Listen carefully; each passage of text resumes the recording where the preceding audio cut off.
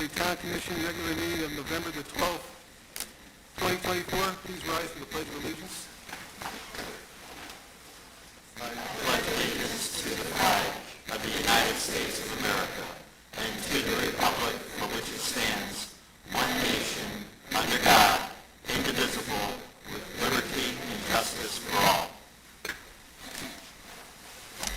Mr. Mayor, point of order. Okay. I'm going to yield the floor to our Vice Mayor.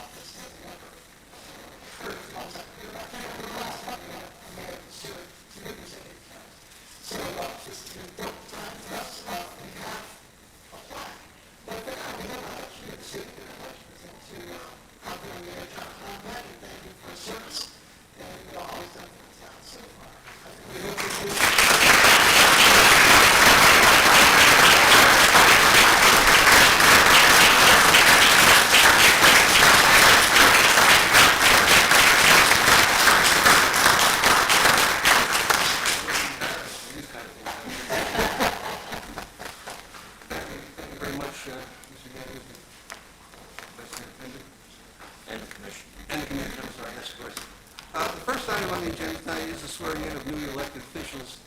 Before we do that, though, I'd like to express my appreciation to my fellow commissioners, Bob Bennett and his town staff for their support over the last 4 years. I think we've accomplished a lot, and we've laid a solid foundation for the future.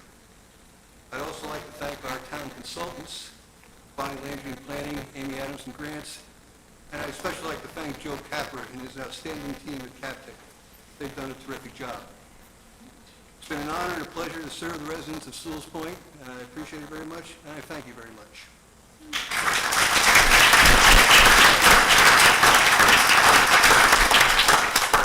Okay, so the next thing is to swear in the newly elected officials. Commissioner Fender, Commissioner Mayfield, and soon to be Commissioner Titigus. And I guess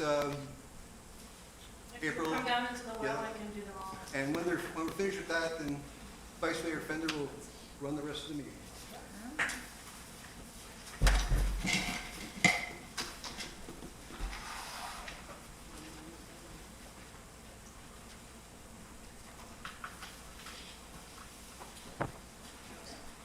Don't lose that key. Don't lose that key. Don't lose that key. Please raise your right hand.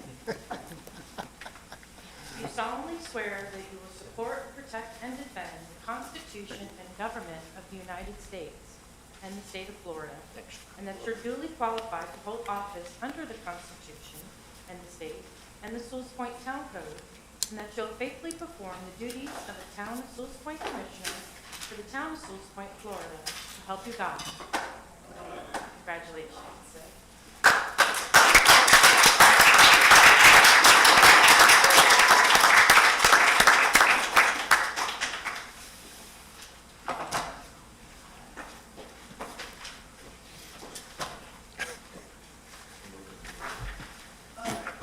Switch transition.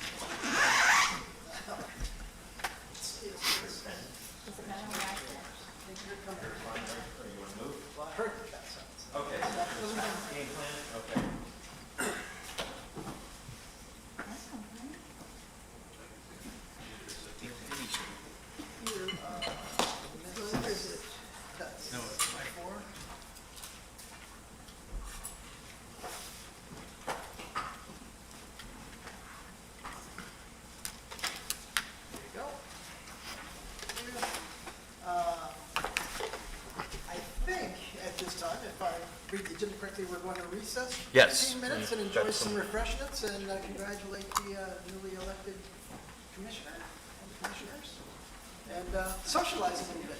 So enjoy some of the fine refreshments we have for you. Make yourself at home. Make yourself.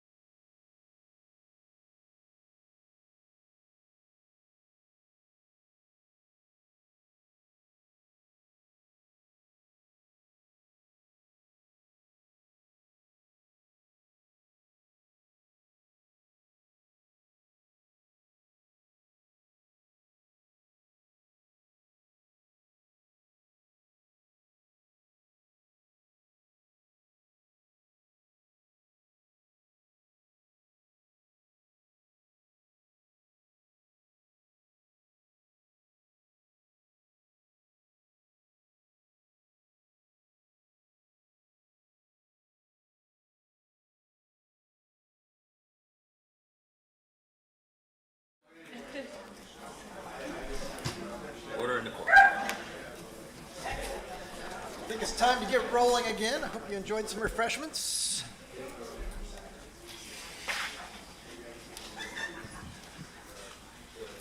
We'll continue on with our agenda as presented so far. And I think we begin with some proclamations and presentations. I think the agenda is, we haven't gotten to voting in the agenda, but it's real, the roll call should be I next. apologize, I skipped right over roll call, thank you. Well, no, you Oh, didn't. we should have done it before the recess, right? Well, we're doing it now. Okay, perfect. Vice Mayor Fender, Here. Commissioner Burrell, Here. Commissioner Kurzman, Yes. Commissioner Mayfield, Here. Commissioner Tadiscus. Here.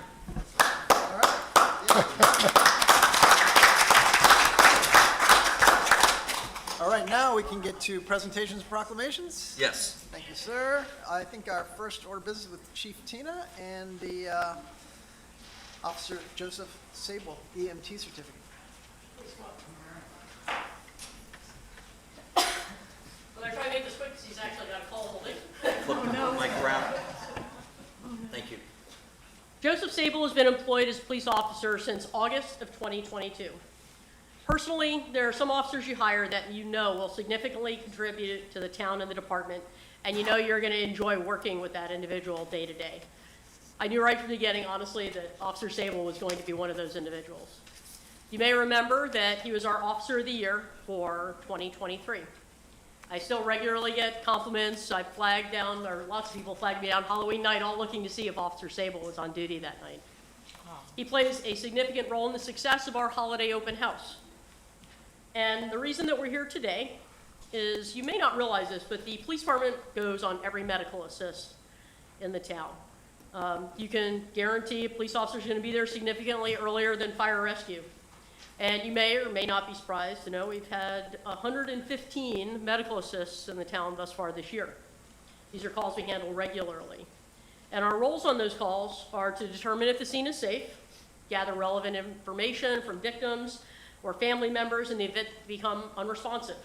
You know, we get there, we find out, you know, what's your medical history, what medications are you on, all that type of information, because a moment or two from now, they may not be able to answer those questions for fire rescue. And we request additional resources if needed, and provide basic life-saving skills. In May of 2024, Officer Sewall showed the initiative to become an emergency medical technician and requested changes to his work schedule to allow him to attend the school. He said the reason he wanted to go to the training was to be more helpful and knowledgeable when responding to medical assists in the town. This rigorous course was 300 hours and also included not only classroom training, but also field work and an internship at a trauma center. He successfully completed the program in August of 2024 and passed the state exam on his first attempt, receiving his national EMS certification as an emergency medical technician. I've asked Officer Sewall to be here this evening and receive this recognition for his initiative and future success in ensuring the safety and health of our citizens. I believe that the town of Sewell's Point is a safer place to be due to Officer Joseph Sewall. And I just want to thank you, sir.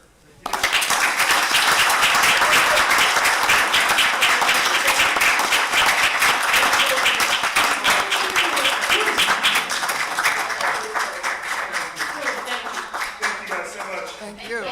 Hopefully I never have to use it. But if you do, But if you do, I feel free do to ask handle me it personally. early. Great job at the Halloween half of calls.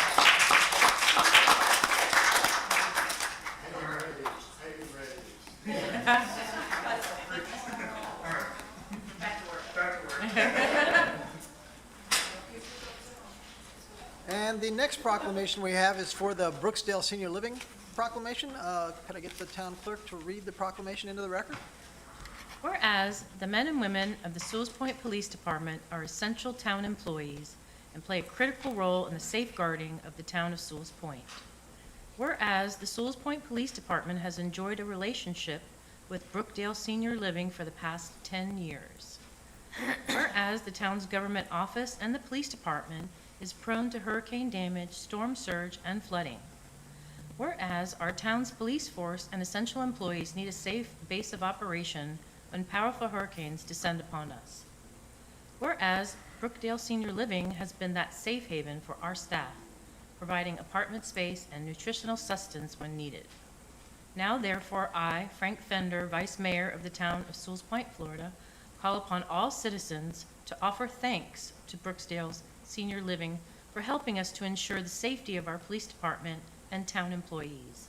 This valuable contribution allows our public safety employees to readily provide essential services to the Sewell's Point residents during hurricanes or other state of emergency. Now therefore, I, Frank Fender, Vice Mayor of the town of Sewell's Point, do hereby proclaim the residents and staff of Brookdale Senior Living as honorary citizens of the town of Sewell's Point, this 12th day of November.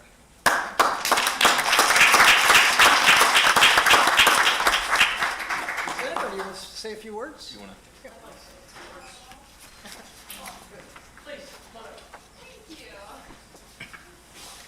So just so we do understand really what we're talking about, I've personally been welcomed at Brookdale at every hurricane since Hurricane Francis. And to give you a perspective of our relationship, Francis was probably the hurricane that impacted us the most. And they evacuated all of their residents for that hurricane. And that hurricane sat on us for 2 straight days. Our building official helped their operations manager clear the scuppers on the roof so that the roof didn't cave in because it was flooding. Our officers helped mop out hallways that were flooding, brand new building. After that storm though, when their power came out, it would stop working, they came over here and resumed operations from here. But they fed us, the sheriff's office, the Red Cross's IRV drivers, they basically cooked everything in that facility over the course of that week to go ahead and take care of us. And since that time, we've always had that relationship where when the storm starts whipping up, we stop by. They make arrangements to provide us with some living facilities if we need them. And if we're hungry, they'll feed us. And even if we don't need to stay there, if it's only a Category 1 or possibly a Category 2 hurricane, we still come up and walk through the facility to help make their staff and their residents feel more comfortable. And even though we don't have a safe building in this town to stay in, that's as close as we can be and be in Sewell's Point. And I can tell you that we literally put chainsaws in all the police cars, because with Francis, we had to clear our way to this building. So I can't speak highly enough about it. Since then, that building's been fully reinforced. It's a very different building than it was after Francis. But I feel comfortable being there. The county's building official was comfortable with us being there. It's as safe a place as we could be in Martin County as anywhere else, and we really do truly appreciate that. Thank you very much.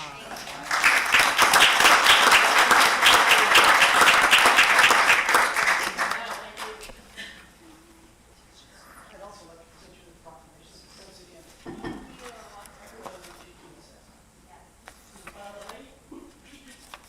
Thank you very much.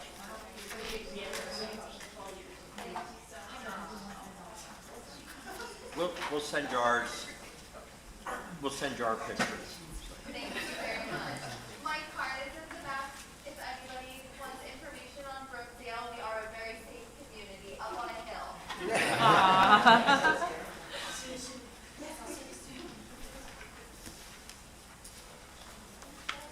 All right, moving along.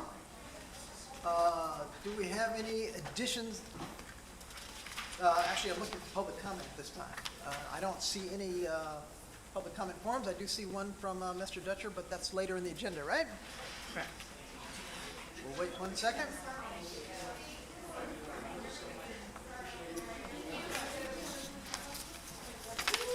Not too late for public comment. You're welcome to.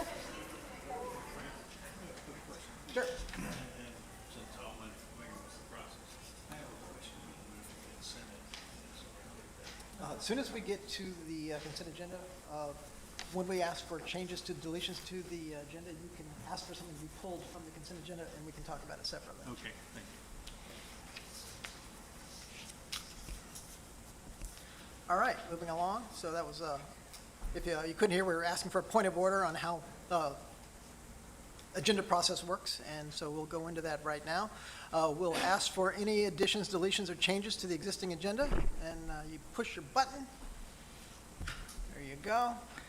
This is the one.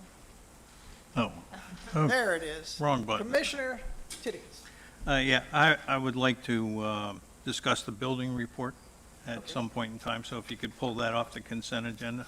So we'll have a motion to pull the building report out of the consent agenda, and I would like to request that we pull the Board of Zoning Adjustment out of the consent agenda as well. So pulling items A and D.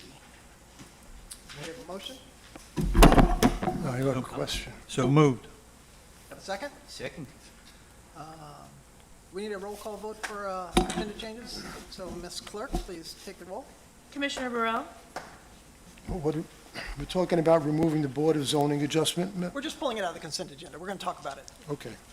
Okay, yes. Commissioner Kurzman? Yes. Commissioner Mayfield? Yes.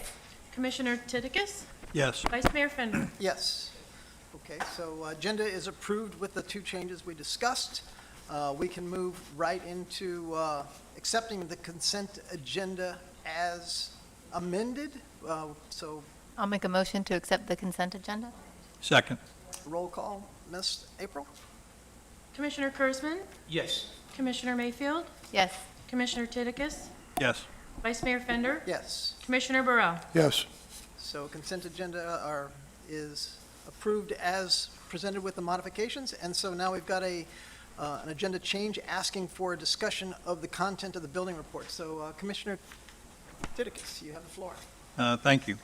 I know on the report that was submitted by Mr. Reisinger, it showed that there were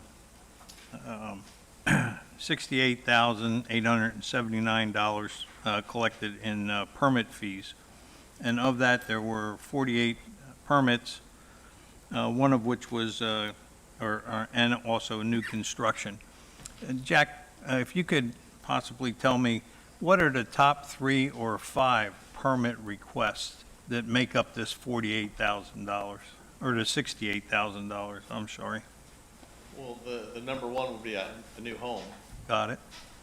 and then it depends on, it's different each month. Could be a home renovation, or it could be an addition, but it's based on valuation, so it depends on what the cost of construction is and what their project is. Over the course of a year, what are the top 3 or 5 permit requests? Well, I don't have that information in front of me right now, but I could definitely look into our past history and give you an answer next meeting. I would appreciate that, thank you. And I'd also, if you wouldn't mind, take a look at what's the average charge per permit, too. Okay, I can Okay. do that for you too, sure. Thank you. Got what you need? Got it? So with that, point of order on that, do we need a new roll call vote to approve the item taken out of the consent agenda? Yes, the building report, so. Okay. So we'll take a motion to accept the building report as presented in the consent agenda. I'll make a motion to approve the building report. Ms. April? Commissioner Mayfield? Yes. Commissioner Titicus? Yes. Vice Mayor Fender? Yes. Commissioner Burrell? Yes. Commissioner Kurzman? Yes. Thank you. Motion carries as approved. So I had also asked to look at the BZA. I see an application from Mona Leonard in the consent agenda. I was just hoping someone could give me the overall makeup of the BZA as it stands today. Yeah. Town clerk, will you Sure, walk through that? absolutely. Master Town And really maybe just an overview of the process as well, when Okay. the time is right. Well, I can kind of go over the process. Each one of you have an appointee to the board, the BZA board. And that's usually done after the transition occurs. From what the town clerk has told me, there's been a number of vacancies now on it where we've had two more. 2 alternates and 2 regulars. 2 alternates and 2 regulars. Now, the alternates are still run the same way too, correct? Where you each pick an alternate as well for the BZA. And that's usually done at the next meeting in December. All right. And so the makeup currently? Board members, you mean? Yes. All of, who's applied, who they represent, and who's on the board, and who are the alternates? No, I'm putting you on the spot, I apologize. Should have given you a heads up on that. Okay. Can I ask the town manager a question in the meantime? Sure. Commissioner Mayfield? I really should know this, but because we've talked about it a lot, I kind of not sure what is the right answer. I know the code enforcement board has the appointees. I know at a previous point in time, the BZA was not an appointee. That was the board as a whole. Did we change that? Because you said it don't was an think so. appointee for the BZA, so I didn't think it was like that. I thought it was just the board as a whole for BZA. Okay, it might be, and I could be incorrect. I would, and this, every time we have a BZA or CEB, I would love it if April would give us a list of the people too, because I always tend, and then you got to try to find it, so just for ease of when you're looking, maybe a reminder of how we pick, and then the list would be helpful. Absolutely. So that's fine for now. But as of right now, we have. Here I'm asking the same question I've asked several years for a while now, I remember talking about this before, how we pick it. And because we have two different ways for two different boards, I tend to get confused. Well, I think the code board is a representative of Yeah. each of you, and then the BZA, together you vote on that person. It's not necessarily your appointee. Yes. So who is on the BZA today? H.V. Barrett, HB? he's the vice chair. Mr. Howard Priceman is the chair. And then we have Yara Bashor, is a regular board member. She moved up from an alternate. So there are 3 today We have 2 vacants and and no 2 alternate. alternates. So if we have Ms. Leonard, we'll have 1 need of a board member and 2 alternates. Okay.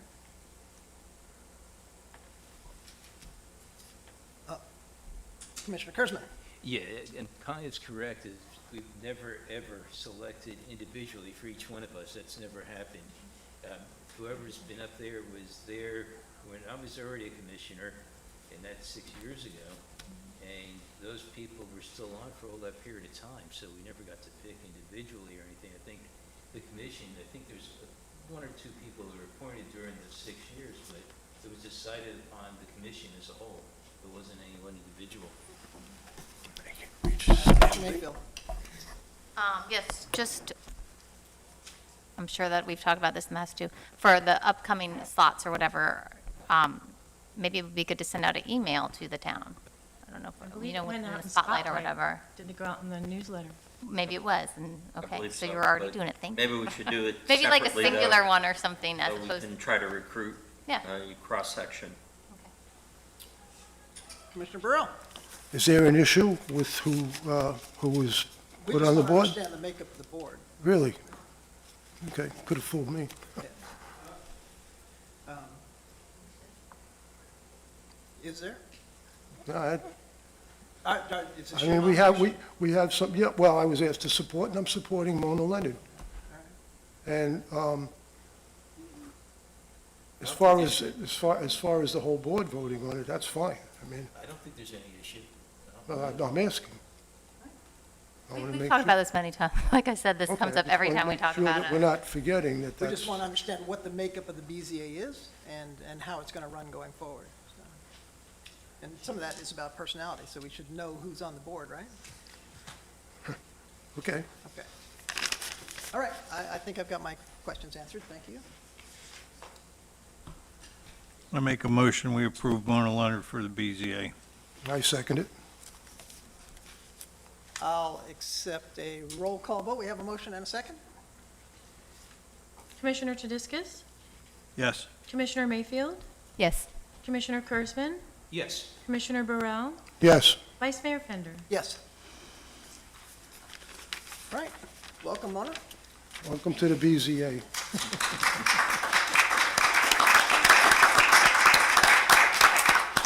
All right, where were we? Moving on. So down to item 8, public hearing, ordinance second reading, ordinance 470. Attorney needs to read the title into the record.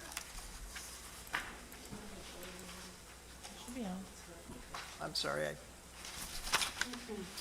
Ordinance number 470, an ordinance of the Town of Sewell's Point, Florida, amending Chapter 62 Marine Activities, Facilities and Structures, Article 3, Marine Structures, Division 2, Marine Structure Regulations, Subdivision 1, in general, Section 62-132, definitions, to add a definition for dock gazebo, amending Section 62-151 to provide for nonconformities, amending Subdivision 3, technical requirements and standards, Section 62-175, boat lift covers, to add regulations for dock gazebos and amending Section 62-176 to provide for alternative compliance and for other purposes, providing for severability, the repeal of all conflicting ordinances, codification, and an effective date. All right, do we have any public comment or commission comment on the second reading? Start with commission comment. Commissioner Mayfield. Yeah, I was just going to make a motion to approve ordinance number 470. I'm talking right into the microphone. We'll speak up. Thanks, Kathy. I'll second it. Okay. I feel like it's on. Before we take the roll, do we have public comment on boat lift covers? I don't have any slips, so I'm going to assume not. I'll wait for 1 second.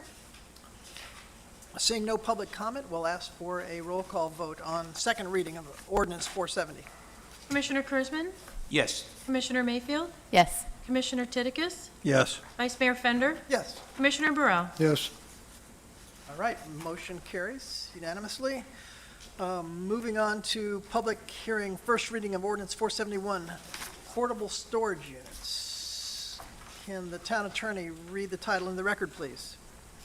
Ordinance number 471, an ordinance of the Town Commission of the Town of Sewell's Point, Florida, amending Chapter 82 zoning, Article 1 generally, Section 82-1 definitions to add a definition for portable storage unit, and amending Chapter 82 zoning, Article 5 supplementary regulations by adding a new Division 8 portable storage units and for other purposes, providing for severability, the repeal of all conflicting ordinances, codification, and an effective date.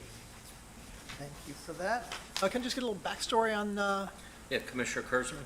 Yes, what happened was there was a situation where there was a resident who put what do they call the pods over right in the middle of the driveway, right by the street, and it wasn't going anywhere. Right next to that was a pallet sitting there for a couple of months with, I guess, flooring or tile, and a lot of the neighbors got tired of looking at it.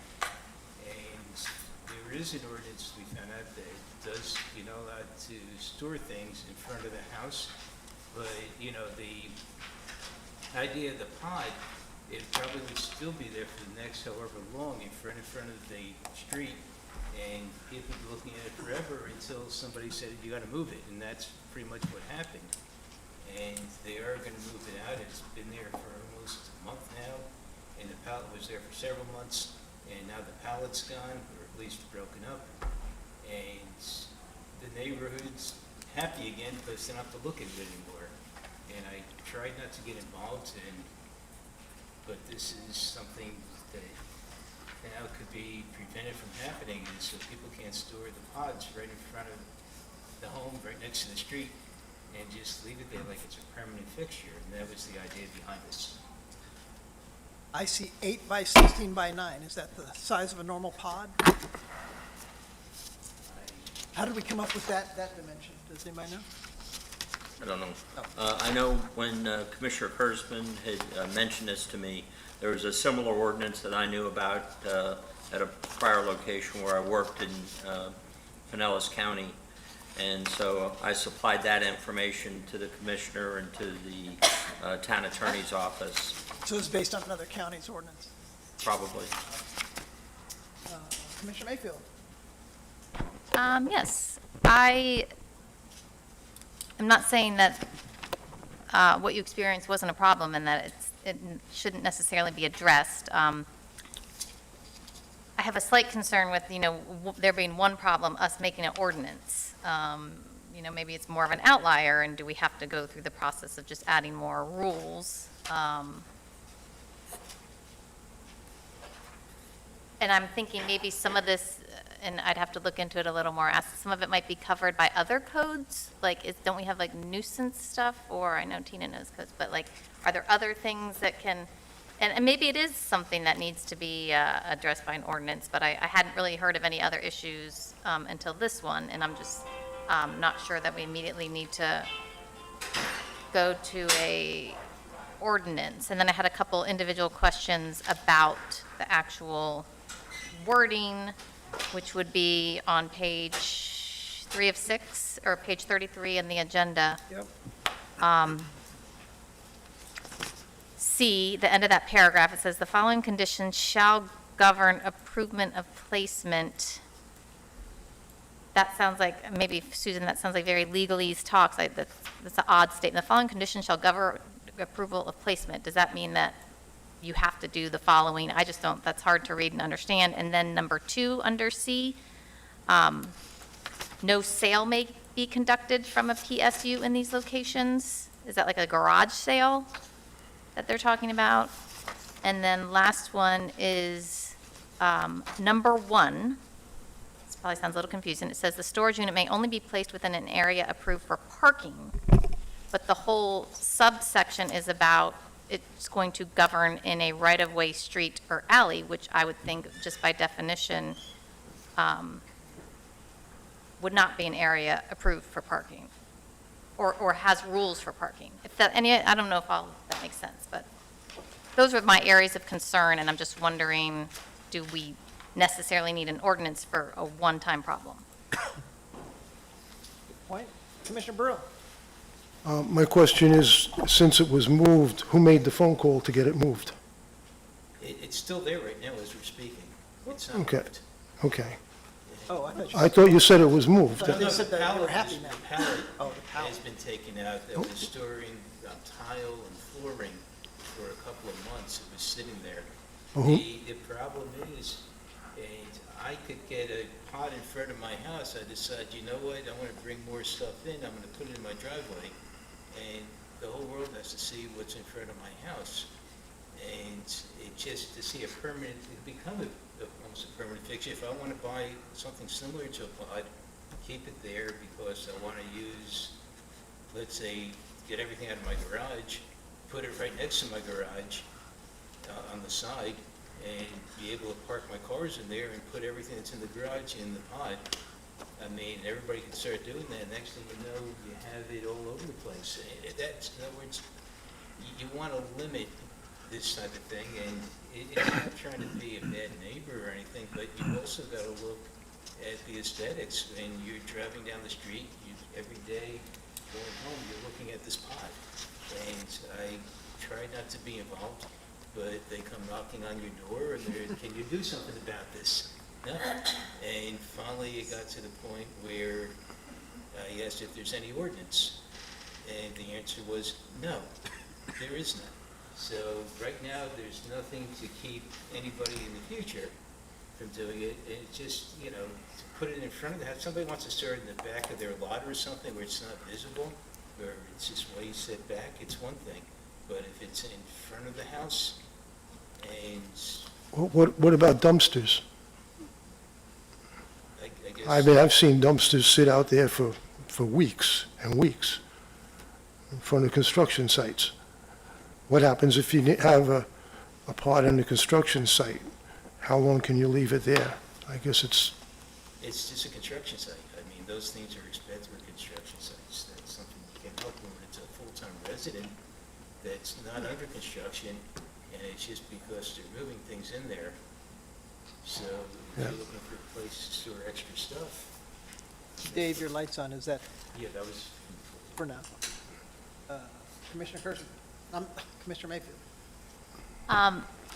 Maybe, I just had a thought, I just thought of something, doing all that truck stuff years ago, we were really looking at the parking stuff, isn't there like a rule you can only have a RV or something out for 3 days or something, whatever the rules are for that, so maybe we could just put this into that category and not have to have a whole, yeah, that's what it is. It's in there. It says 3 days. right, but like, instead of making a whole new one, could we, I'd have to look at that part and like, I don't know how that other thing's written, I don't remember, but maybe we could just say including storage units. And one more thing I'll say. I guess 3 days wouldn't be enough, but anyways. There that's will just an be idea. exceptions, because if somebody has a leaky roof, somebody has a fire, you gotta be humane. If it takes a few months, you let them have it for a few months, because there's always gonna be exceptions for everything. But just to have it for the sake of storage, or if you're gonna move and you just keep putting things in, you're not gonna move for quite a while, like 6 months from now, but you're keeping the pod there, you know, there's gotta be limitations. I thought we had an ordinance about that. About having something in front of your house with writing on it. You can only keep it there for so long. I thought we had an ordinance, but I could be wrong. Commissioner Siddiqui. I have a couple questions. One is for a point of order. Let me ask you, in order for the commission to discuss something, do you not need a motion and a second, or do you entertain To approve it, discussion? we'll have a motion second, but we were in discussion right now, so we can push a Okay, button so, and talk. so the way you normally conduct business is discussion on the front end of any motion then? So the way it normally works is for point of order, discussion among the commission, then public comment, and then final discussion on the commission and vote.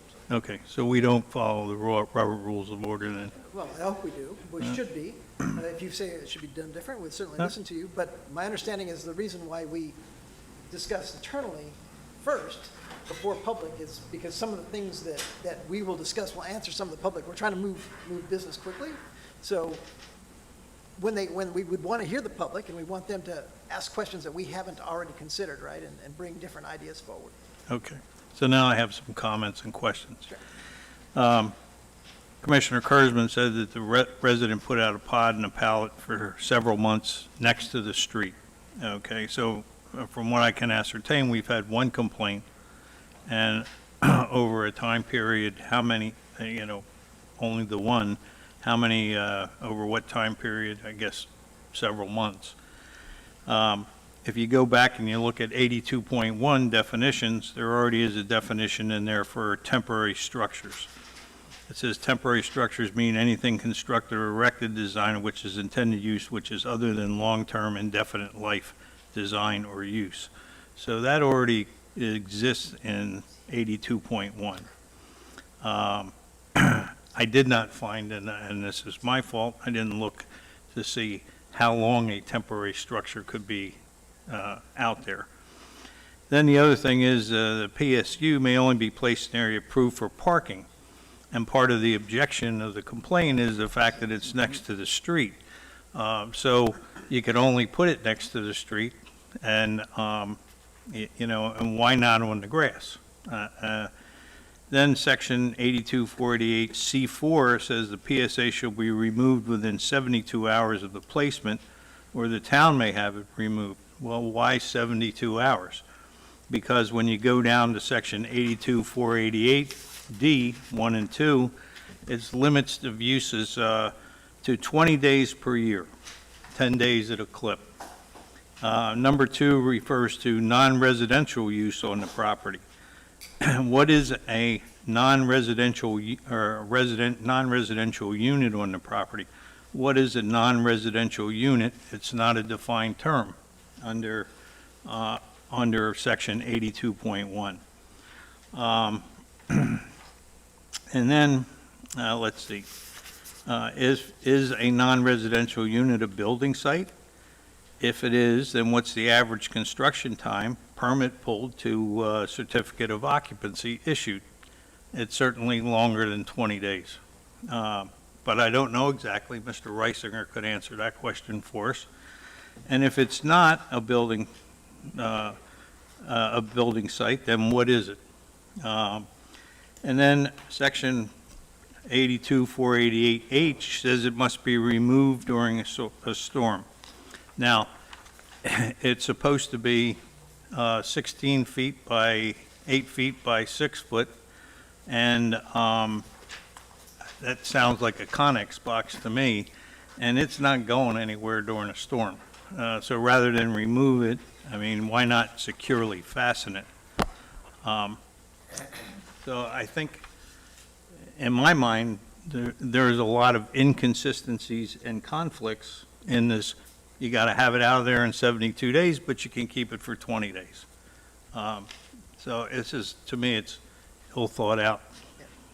So, good points, and kind of why we do first reading and second reading. So I was also going to bring up the point that you raised about putting it in a parking space, because I think we have a way to hide boats and things behind hedges, and I would assume something like this where somebody was getting ready to move and needed to organize their garage. In fact, once upon a time, I wanted a pod, and I didn't want it out in front of the house for the reasons that you're suggesting. I wanted to be able to put it around on the side of my garage behind a hedge so that it wouldn't be so obtrusive. So maybe, if we're gonna suggest the attorney go back and maybe make a couple of tweaks based on, some of the comments you're hearing tonight. I know we're not giving you a whole lot to go on, but perhaps Yeah, I mean, each it of would- us individually can offer some. It would help to have a better idea of what exactly it is that you want to regulate, because is Well, it- I would is it say the from what I duration, heard- Is it the location, or both? Well, I think what I heard was that there's a concept of duration, there's a concept of, do we have ordinance already in place that handle this, much like the boat ordinance or the, what is it, the structure, the Mobile structure. alternative structure, is that what we call it? It's not a structure, because the structure is attached to the ground. I don't believe these things, I think these things just sit on the ground. Yeah, okay. So you don't want to count this as a structure, is what you're saying? Or It it doesn't wouldn't? fit within the definition that we currently have of a structure. The duration, and I didn't put the policy in this ordinance, I just used what I was Sure. sent as the recommendation. But what the 72 hours is the limit unless it is extended by the manager based on criteria for doing that. 72 hours in front of the house or 72 hours? Or is it 10 days? Let me clarify it for you. When reading this, it's 72 hours, but you could only have a maximum of those 72 hours on 2 uses per the calendar year. So the 10 days is kind of confusing because it says a maximum of 10 I'm reading off of number 1, D1 and D2. And D1 is a maximum of 10 calendar days per use, but you're only allowing the use to be 72 hours. So I think that's the conflict between the two, with a maximum of 2 uses per calendar year. So if, say, you, every 6 months you clear out your garage or something, you could do that and have it there for 3 days, but you could only do that twice a year, unless there was an emergency situation like we talked about. And I had, excuse me, but I had tried to clean this up from the original because I thought the original didn't make any sense, but I think this needs further work. But I guess we need to know, is it 70, do you want the limit to be 72 hours? Or, I mean, what would be the number of consecutive days that we'd be looking for? Commissioner Burrell, I see your lights on? No, never mind. Okay. Thank you. Yeah, I think this needs to go back for some rework, but I'll take any motion on the table or any direction anybody wants to give. Go ahead. Commissioner Mayfield. Just real quick, a note on that non-residential property. I think that they're referring to commercial property. I don't know, if changing it to that would make it more clear, but that's what I imagine non-residential is, as opposed to a construction site. Makes sense? I said before, I'm not sure I'm voting for this at this point. I feel like, ordinances should solve problems, and there was a problem. This is a lot of work, a lot of effort, and are we having a real problem with pods? Could we solve some of the problems we are having with them through other ordinances? Like I said, maybe added into that 3-day thing for parking an RV or something, and then have that, and then if there's any I need some more time before I'm going to vote yes for this. I'm not saying totally no, but I need a little more time. Commissioner Kurzman. Yeah, and it shouldn't be confused with anything that has to do with construction, because we're not talking about something that's construction. This is being used strictly as storage, so you can't get the two confused. I know that there are definitely a lot of builders and residents that are having construction done on their property. That should not be confused with anything to do with construction materials. This is strictly where people are putting in household items, cleaning out extra stuff that you might have stored in your garage, you're moving it there. There is a big difference on that, and I do want that to be clarified as well, because I'm not looking to hurt anybody that's a builder. Commissioner Burrell. 2 things. One is on your comment just now, how are we going to know they put personal items in there rather than, you're going to inspect it? I mean, who's going to inspect that? Oh, it's not that. You'll see construction sites. There's going to be construction permits that were taken. And obviously, if you're doing construction and you see any type of construction trailer or a pod, that would be exempt. this is, Well, I've had construction without having stuff all over the front lawn or whatever, without even advertising. I mean, there is stuff that, for instance, we have to have permits put on in front of properties that have construction going on. Is that the kind of thing you want to see happen? Is that what you want? A way to verify it like that? what we're trying to do really is, and when you live across from something and people have to come home every day and you see pallets that are probably about 4 feet high, and then you see a pod just sitting there, and it's not going anywhere. I mean, it's not what anybody signed up for, and you kind of get tired. It gets old after a while. It's one thing, even a week, 2 weeks, but then when it just stays and you have to see it, it becomes an eyesore. And, people take care of their homes. Clearly, there's something here. I sort of believe this hasn't worked well enough for us to vote Yeah. on it, so maybe we table it for another first reading in the not-too-distant future. Is that okay? I just have one more question, if you don't mind. It says here that on page 34, PSU shall have clearly posted on the exterior of the unit the name, current phone number, and address of the company providing the PSU. I believe that we had an ordinance on something, for instance, like you can't have a truck out there and leave it there for storage and have the name of the company on the truck.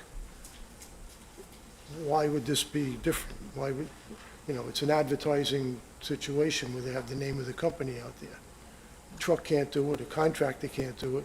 Someone who has a personal business, when they have their car at home, can't leave signs on it. That's a good point. So, Can I add? Frank? Oh, sorry. Beat you to it. Commissioner Kurzman, do you know whether any of the neighbors have approached the individual with the pod out front and asked them how long it's going to be there and what's the purpose of it? They have asked, and the answer was, I don't know. And no, they didn't go into detail. The answer was not there.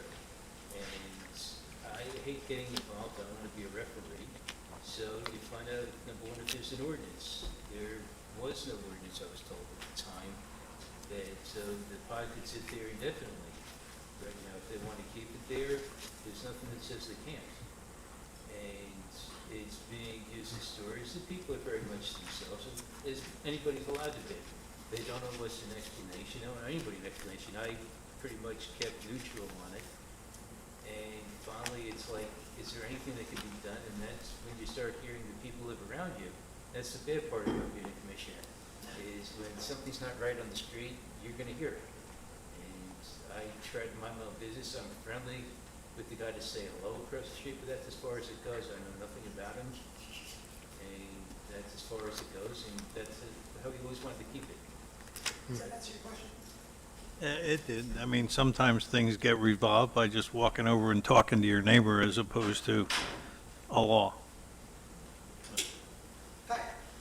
Yes, I was just going to say, Commissioner Brill, I know the law you're talking about, again, all the parking and the truck stuff, and I think maybe the issue about the writing on things, I think the issue might be I think it's all written in the vehicle section, and since this wouldn't be qualified as a vehicle, that's probably why you were told there's no ordinance about it. I don't know if that's, Chief Tina seems to know the law, but I think that's the reason why, is it's not a vehicle. That would make me understand. No, I just, You're welcome to enlighten us. that's not.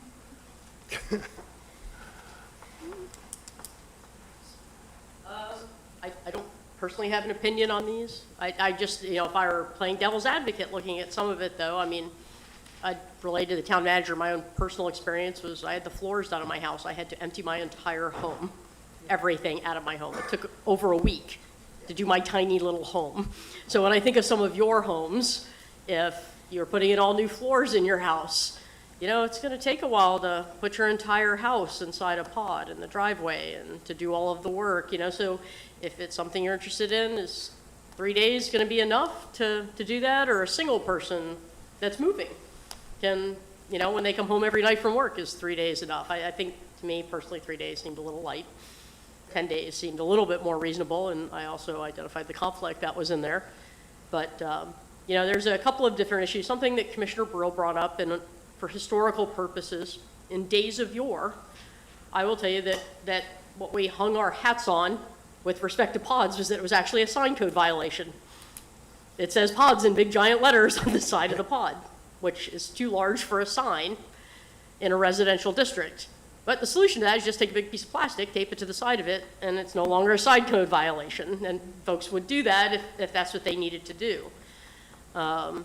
You know, they're on job sites. You do have large boxes that could be there. It takes sometimes several years to build a home in Sewell's Point.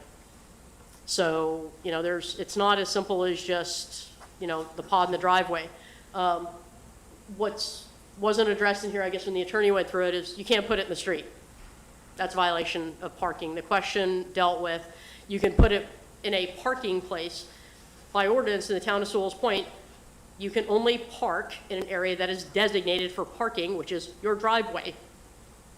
So we don't ever allow anyone to put anything incapable of being moved in the street. No dumpsters in the street. You don't dump a load of rock in the street. You don't dump loads of dirt in the street.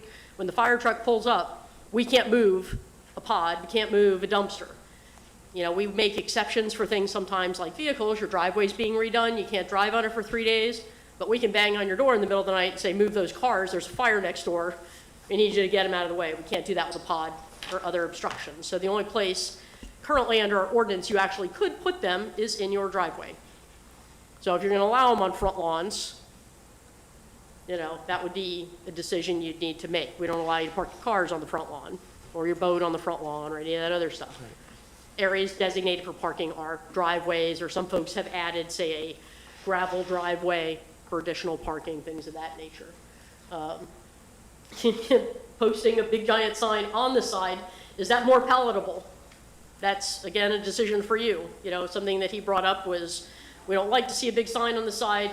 We're going to potentially compel a big sign on the side. Or if not, you need to restrict the size of the sign that has to comply with the sign code if that's what your goal is. So there's, in my opinion, this ordinance, if it's something you like, needs a lot of work.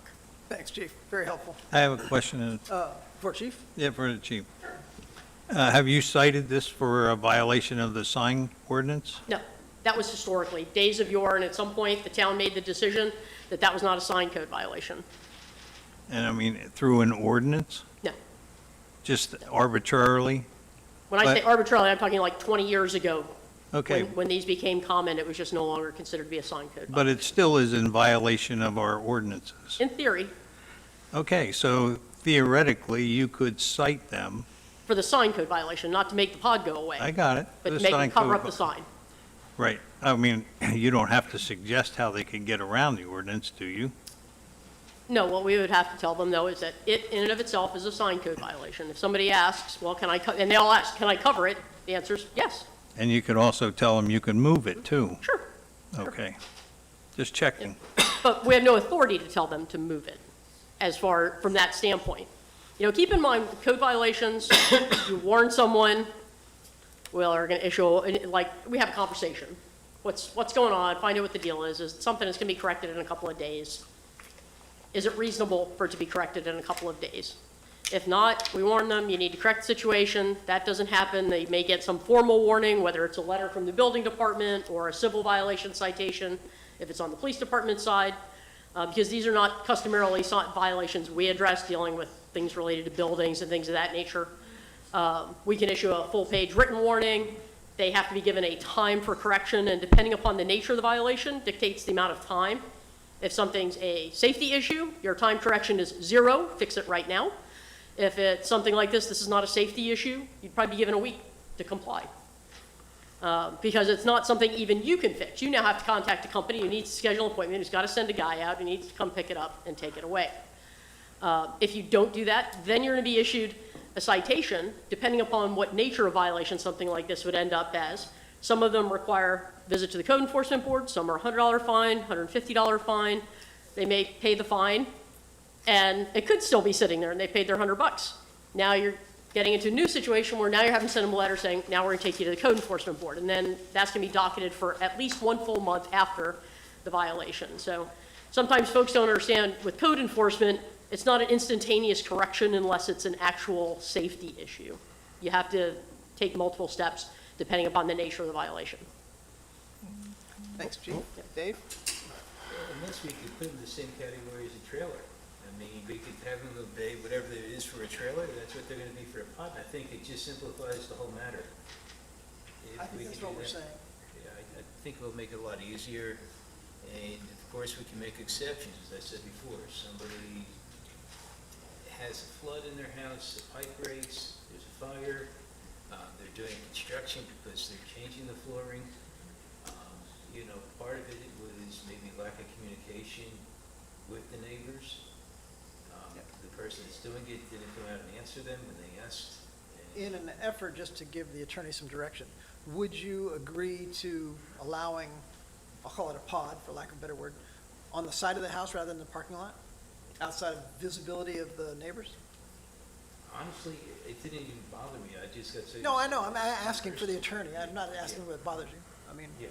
if we're gonna get, if we're, there seems to be something here, and if you're gonna fill a loophole in the ordinances that allows for some use of a pod-type structure, it can't be in the street, has to be either in the driveway, or would you also, it says here that it can't be anywhere but in the driveway, would you also allow it on the side of the house?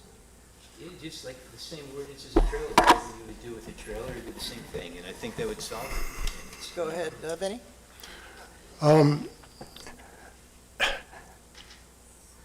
It's not an easy fix.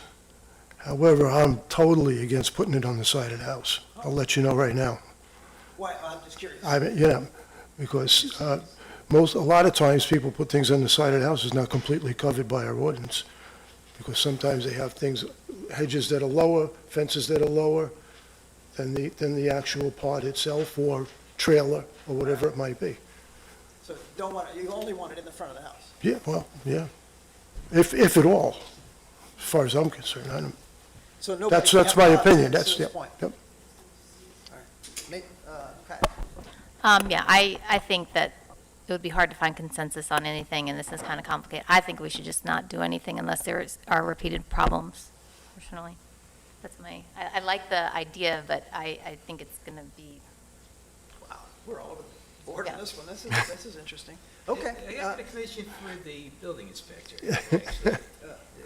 Now, isn't there an ordinance or something about structures, and can that be still considered a structure, even if it's mobile? I think the attorney's already mentioned that. Yeah. She says it can't be a structure. It can't be. Right. The definition says a structure is affixed to the ground.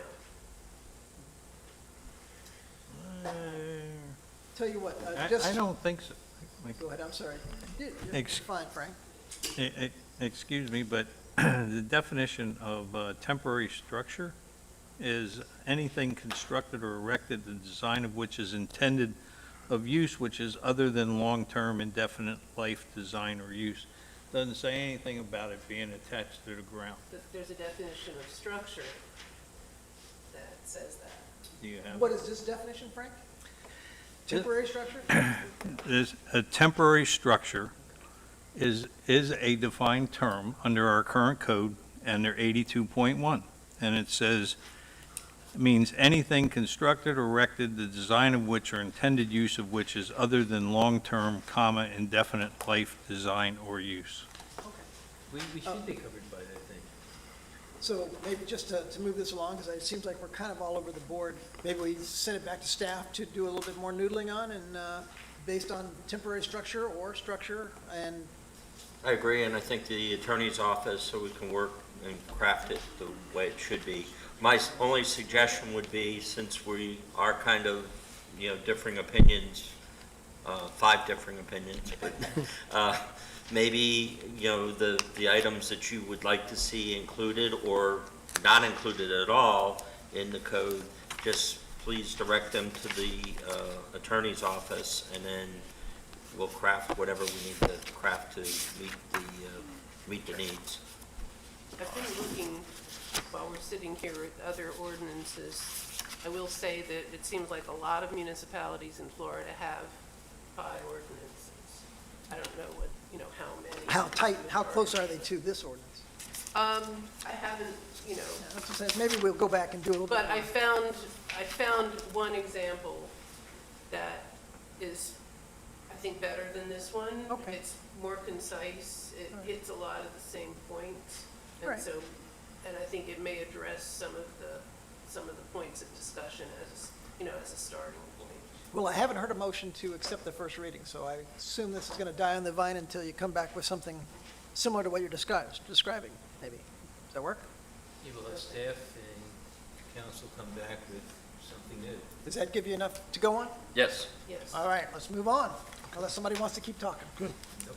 All right. And we will accept input from the public as well, by the way, if you're interested. All right.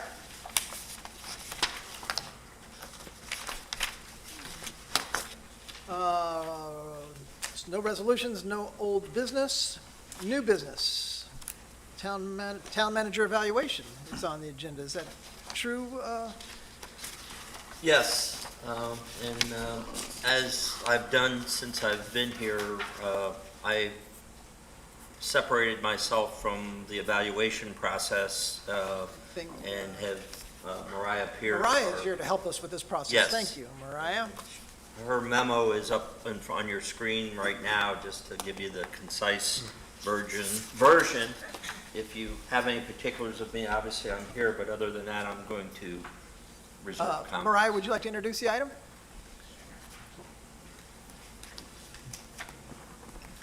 Good evening, Vice Mayor and Commissioners. Before you is the Town Manager's Annual Performance Appraisal. We did the same process that we did last year, where I provided the Commissioners with a blank performance evaluation form and asked you all to fill it out and submit it back to me. Upon getting all 5 back, I did summarize the comments. So all the comments in the attachment are comments that the Commissioners have made. And then I also basically did an average. I took all the scoring and made an average, basically reported the average on there. So what you see is a cumulative total. And this is the Town Manager's second year of service, and his average is a 4.7 out of 5 for his performance.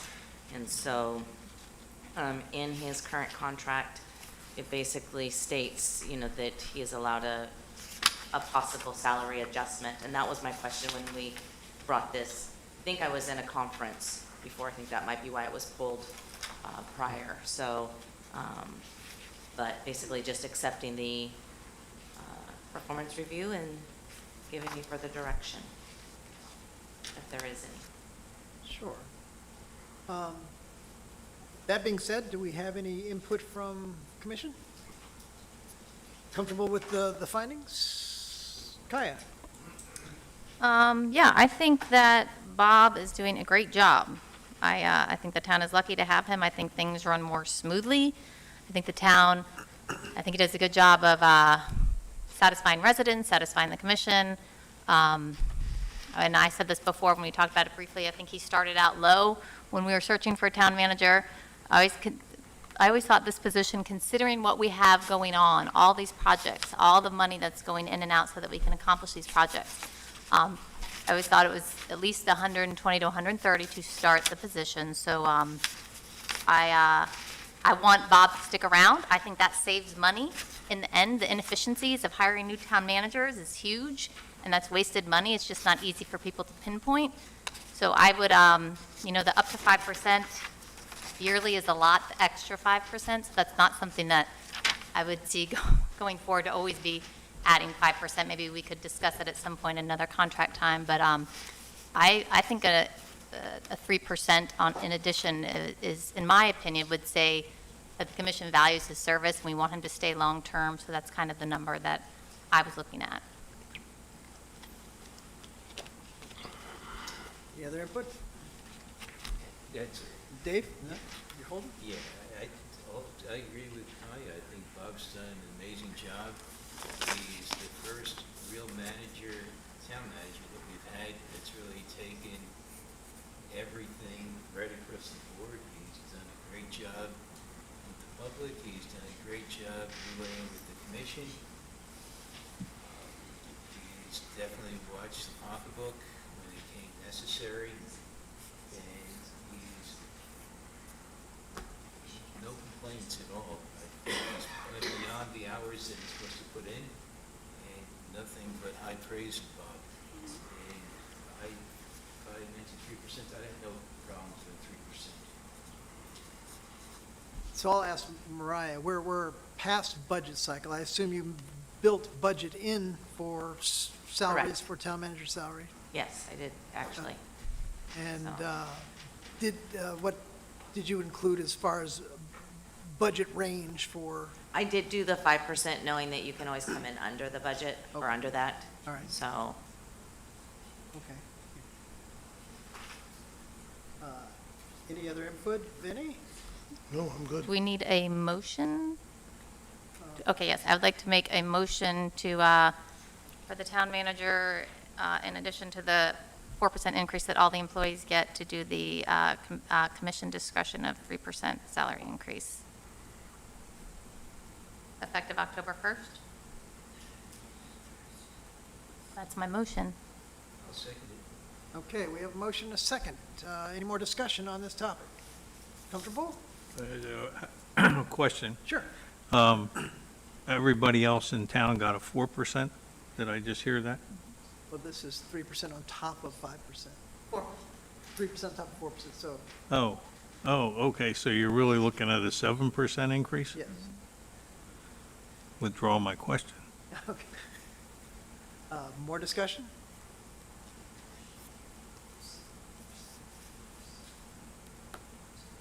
All right, hearing none, we have a motion and a second. Clerk, please take the roll.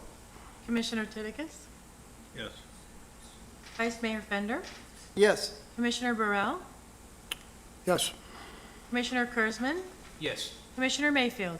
Yes. Thanks for your great work. Thank you very Town much. Manager, appreciate the help. Appreciate your comments.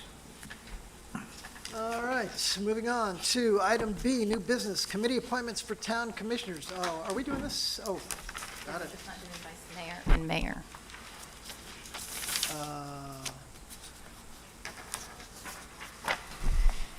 So we're just not doing vice mayor and. We're doing that'll be in December. Yeah, I thought we were doing this in December.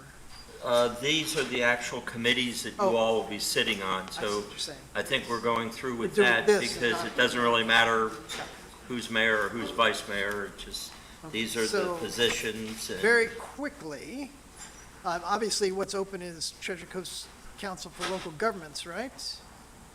Does anybody want to make a change from where they are today to make this easy? Oh, I can't find the damn button. Vinnie? Well, I'd like to stay on the Treasure Coast Council of Local Governments. I was assigned that one when and see I you would on also. Florida League of Cities, is that the same thing or something else? No, this is different. And I'd like to also get on the Treasure Coast Regional Planning Council. And the thing that we're talking about, the League of Cities, anybody can go and do what I'm doing up there as the League of Cities. So just so I'm clear on what you're Yeah, I'm just trying to requesting. clarify what it is. I just want to put a little V next to the ones Yeah. you're talking about. I see number 2, where your name is, League of Cities, and then you said Regional Planning Council, which is number 4. Number 4 and number 7. And number 7, okay, all right. Kaya? Okay, so Commissioner Burrill, you want the, because currently I have the Treasure Coast Regional League of Cities and the MPO, and I am happy with both of those. And you want the Treasure Coast Council of Local Governments. Council of Local Governments, okay. So basically, you're taking over what? Mr. Tombeck Yep. had. I don't know if anybody else want, the MPO takes a long time to learn, and I feel like I'm finally getting into the swing of things, so that is one that I am committed to. Okay. I also enjoy being on the League of Cities, and I believe I'm slated to be secretary, so I'm sure anybody, so if Dave? anyone's dying to do something else, just let me know, but I'm happy with both of those. I've been on there Port Noise Commission, I'm gonna do it one more year. Okay, so you're happy staying where you're at? Yeah, I'm happy with All right, Frank, any particular interest? Well, since I'm the FNG, Gee, there's some people got it, out there okay. know what it is, I but know what it is. yeah. since I'm the new guy, I'll take whatever anybody else does not want.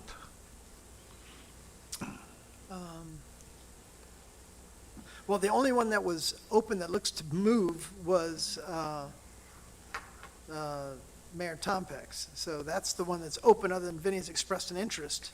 I'm fine staying with TDC. I've been on it forever, and it ties in with my running community work. So I see Okay. Kaya on 3, and you're No, going to drop, I have 2. I see your name on 3, but Oh, I think that was wrong. I'm not on, number 4? you're looking at the agenda. I'm looking at the, Oh, okay. I am you're looking at the, agenda. yeah.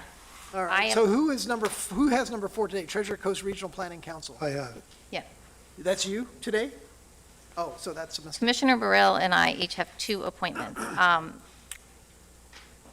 Commissioner Titicus, let me ask you, do you want to do this, or, I mean, if you want to do it, I'm willing to, give one up, but I also like doing it, and so I'm, In for a penny, in for a pound. I don't even know what that means. He'll do whatever. Oh, okay. So, I mean, how about this? I'll stick with what I have. And this is kind of what I did with Commissioner Burrill. If you come to some of the meetings and see what you like, do you think this is a good idea? And then I think you can change it any time, and I could, if you want to be on the League of Cities, come to the League of Cities with me, and if you like it and think you're interested, then not come with me, but also go and, Well, how about if we just make an assignment? You decide what you want. Whatever is left over, I'll be happy to take. Well, at the moment, there's nothing left over. There's nothing left over right now. That's why Okay. we've got to either double up or make some, Or if you want the Regional League of Cities, if you really want it, I will hand it over. But sometimes, and I'm happy about this because I feel like when I first started, some people weren't doing a lot of things. So if you're not going to, that's why I'm asking how into it you are. Because if you want to go for it, I would happily hand it over. Or you can say, oh, let's see if I like it, and then I'll hand it over, or whatever. So that's why I'm looking to you to for a make little. life simple, Vinny, would you be willing to give Frank number 7, Treasure Coast Council of Local Governments? Just because that's where, Well, I'm slated to be co-chair on that. Sadie, oh, you're up for being co-chair on this? Yeah, I'm the, Oh, Okay. are you on it today? I was assigned it. Oh, okay. Because I just nobody don't see was your on name it. next to His name is on your list apparently? No, but I'm not sure that Tompic was going or whatever. No, and he's good about doing all the stuff. Yeah. Yeah, I see it, but so you were an alternate on this one? Which one? Treasure Coast Council of Local Governments. I don't see your name on it, is what I'm saying. Well, I got an email from April. Okay, I'm just looking. Well, I'm just telling you what I believe got. you. I'm just telling you what I got. I got an email from April. But you're co-chair of this, yeah. even though your name's not on the list.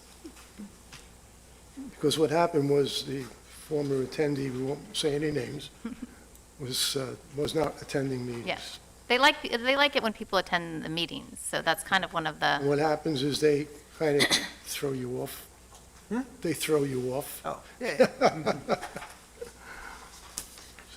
so, And if I may, too, just on some of these, I think there's 2 of these, one of them being the MPO and the other one being the treasurer, or maybe it's the Tourist Development Council. There's 2 of them that we have to let the county know who the appointee is from our commission. Am I correct in those 2? Correct. No, Treasure Coast Regional Planning Council also, I think. Is it? Okay. Yeah. Well, that one had, Well, those are that one set. had Tom Peck as the primary appointee. Right. yes, I think that Commissioner Look. Burrill is definite for the Planning Council, and I'm definite for the MPO. And then if Commissioner Titicus is interested in the Regional League of Cities and wants to do it, then I'm happy to give it up. I'm just waiting. Okay, well, Does he have that to be would make it secretary, easy. though? Well, that's the thing, is I'm scheduled, and like I said, I like. No, it doesn't, You're gonna be doesn't get to I'm the second. scheduled to be secretary, yeah. Okay, well, that makes it I just said hard it joking. too. Well, Sorry. it's a might matter, have and taken up I'm being personally. very honest, if you want it, then that's fine. I just want to make sure you want it, and you want to go to the meetings and whatnot. First of all, I'm acting out of ignorance because I have no idea what, I mean, other than what the name implies of what these organizations do. So, I mean, if you have 4 commissioners and you've all divvied it up, that's fine. I'll sit it out this year, and then next year, slot me into one of them. I see everybody on 2, except for Benny, who's on 3. Is there one of the 3? He's not you can on give- 3. I'm not on 3, You're looking at the, I'm only on one. I'm on 2, and the other one is the League of Cities, which anyone can go yeah, the on. Florida League of Cities. Because not- it says you told me 2, 4, and 7 is what you told me. Yeah, because number 2, anybody can go Yeah, on. it's not, you're not on a board, you're just going to the conference. You go into the conference and you, And maybe you can explain it better. Yes, let me, if you recall, we did have that vote in August, or July, I think was probably when we took the vote, when we made Commissioner Burrell the appointee from our commission to go to the League of Cities. So you only get one vote as a delegate, but whoever that person is appointed by this board on the as-needed basis. sorry. But the entire commission can go if we choose to, am I correct? You could go to, but you only have one voting delegate. Yes, Yeah. correct. So, and it's the annual And- conference. Sorry. And if you go to, I'm going to explain about the meetings, the committees. If you want to go to the committees, there's 5 committees that you can pick from, that you can be on it, but you have to go to the meetings up in Orlando. Yeah. And that's the Okay. legislative committee. Committees. And then they have 5 subcommittees and, of range, different topics. That's what this League of Cities is. So it's not what you think, it's something that you, So, okay? can I offer, Yes, please do. so why don't we stick with it, with the way it is? Okay. And then if you are down for this, just go to any of the meetings. I believe any of the meetings can be attended by, and then what you're interested in. Is there Let us one know. of these that jumps out as you as particularly interesting? No. All incredibly boring? How about we do this? You be my alternate on the Treasure Coast Council of Local Governments, and I'll be your alternate for the Regional League of Cities, Okay. All right, love it. okay? And can I, point of order, actually more of a point of law. We always try, if we know that we're going to have 2 commissioners attending the same function, Right. we always post it. So somebody doesn't say that there's a sunshine violation, and obviously you all know well enough that you can't communicate about board business or town business while you're at a conference or at a meeting or anything else. But we do like to post that, so, first off, we're taking, and letting everybody know that we could have 2 or more commissioners at a particular meeting. Okay, great. Let- So just to tie this up, go ahead. Point of clarification. An alternate, in my mind, is that if you can't make it, I go. Correct, If I can't make it, you go. right. Okay. But I go all, Well, I got it, but I mean, just that takes care of the issue that Right. Bob just raised. right, All right.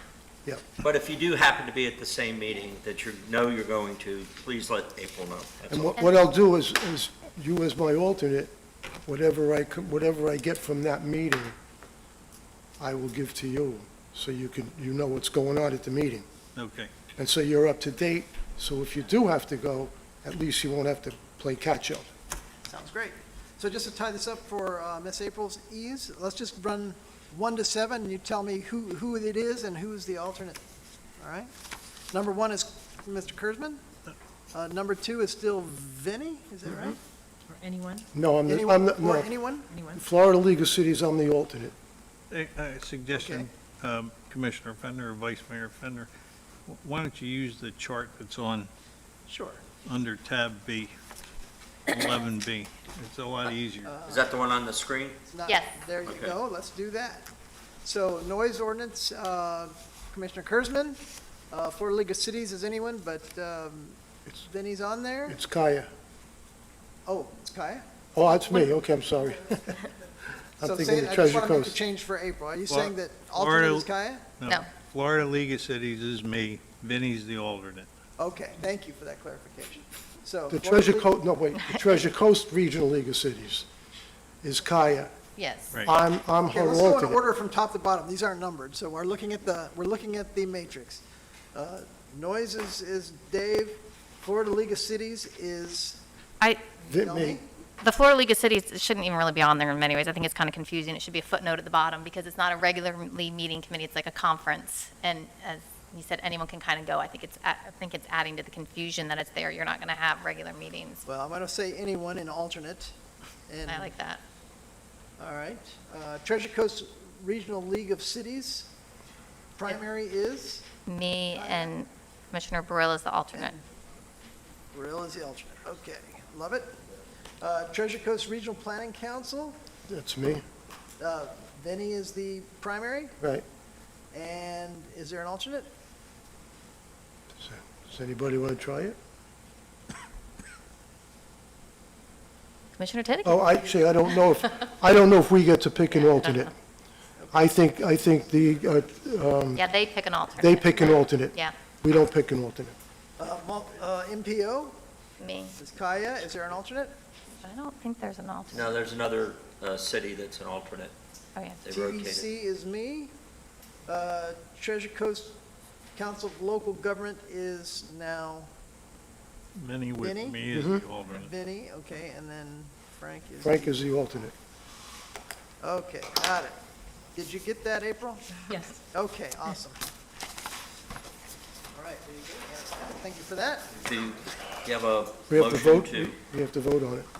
Still got a light on for you, Frank. Is that still legit? No. Okay.